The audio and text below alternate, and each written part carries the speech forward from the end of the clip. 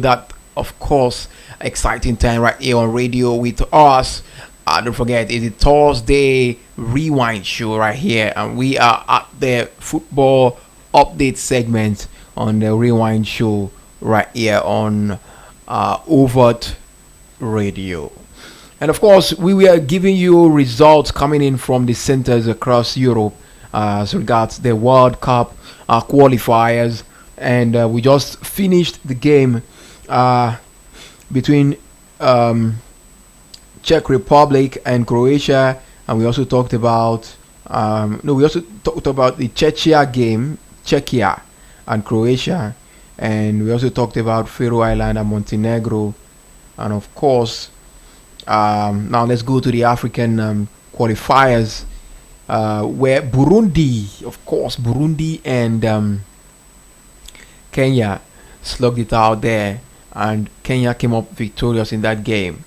Now, Bimenyimana, of course, had a red card in that game in the 6th minute, and Apa Okwaro and Onyango were all booked in that game. Now, the first goal in that game came in the 73rd minute, and of course, guess who the scorer is? Ogam is his name, and he put that one past the goalkeeper, of course, making it 1-0, and that ended that tie in that center, 1-0 in favor of Kenya.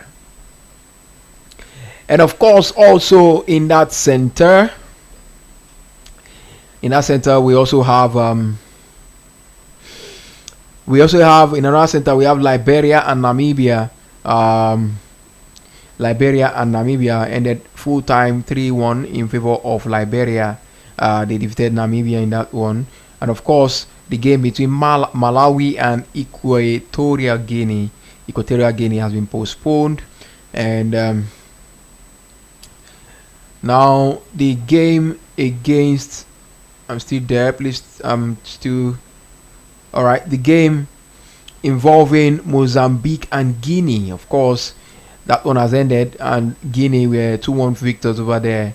And of course, Algeria defeated Somalia 3-0 in that tie. Of course, they won, and those are the results coming in from the African zone in the World Cup qualifiers. And of course, we have the Asian Cup 2027 qualification series going on, but we are not going to talk about that. We are sticking through the UEFA and the CAF World Cup qualifiers matches that has been held today. We also have updates coming in from the Super Eagles camp, and this one is coming from the captain, and he said that he believes that determination remains unwavering. Quoting him, through second, the team captain said that the team's belief and determination remains unwavering as they prepare to face Lesotho in Friday's crucial 2026 FIFA World Cup qualifier in Polokwane, South Africa. Speaking at the team's second training session ahead of the encounter at the new Peter Mokaba Stadium, Ekong expressed optimism about Nigeria's chances, insisting that the squad is united and focused on securing victory. Quoting him, he said, "We are optimistic. We are always going to fight to the end." Ekong said, "We believe we can. We never stop believing. Two important games now, Friday and the first one, and then after this we get back to Nigeria. But all focus now on Lesotho. The boys are in camp, focused, and the spirit is high." That's what I can say. The Nigerian captain, who has been one of the team's most vocal leaders, added that the Super Eagles have long been confident in their ability to qualify regardless of outside expectation. Now, it's been the same for us all along. We have to win, and we have to win these games. It's good that everyone else now sees the opportunity, but we saw it before, and like I said, we were very optimistic and focused on Friday's game, he said.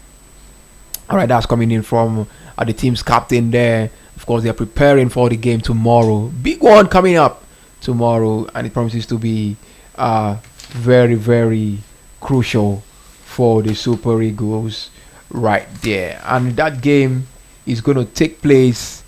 Um, that game is going to take place on Friday, I think by 5 p.m. Nigerian time. Let's keep it taps. Let's keep it going in that match. All right. All right. Just before we continue the update right here on the updates, of course, let's talk about the Nigeria's under 20 World Cup failure. Now, the Nigeria under 20 World Cup team, of course, they bowed out to a heavy defeat in the World Cup. Of course, Nigeria's campaign at the FIFA World Cup came to an end in Chile, and it was painful that Argentina, trashed Nigeria 4 goals to 0 in that game. The South Americans were ruthless and clinical, striking twice in each half to book their place in the quarterfinals, while the Flying Eagles struggled to cope with the relentless intensity of Diego Placente's side. Alejo Sacco set the tone for the dominant display inside the opening 2 minutes when he slid home from close range after Dylan Gorosito's cross left goalkeeper Ebenezer Akot stranded. It was a nightmare start for Aliyu Zubeiru boys, who appeared unsettled by Argentina's early pressing and movement. The young Albi Celeste doubled the advantage midway through the first half through Mahakarizo, whose calling free kick from just outside the box nestled into the bottom right corner, leaving Akot with no chance. The Flying Eagles found themselves chasing shadows for large spells, but nearly halved the deficit before the interval when Daniel Dega chested down a loose ball inside the area and volleyed goalwards, only to be denied by a brilliant one-sided save from Santino Barbi. That's just the summary of that game in that painful and of course defeat coming in that game. Of course, I was so devastated after I just saw a few of the minutes, and I already knew this team they were not going far, considering the corrupt stories that surrounded the team's selection and the team's assemblage for the World Cup.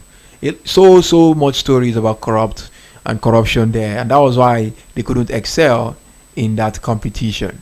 All right, you could see players that were above 20 years, players that shouldn't be normally be representing Nigeria, but due to nepotism and favoritism, the country was the one who bear the brunt in that shameful game against the Argentines.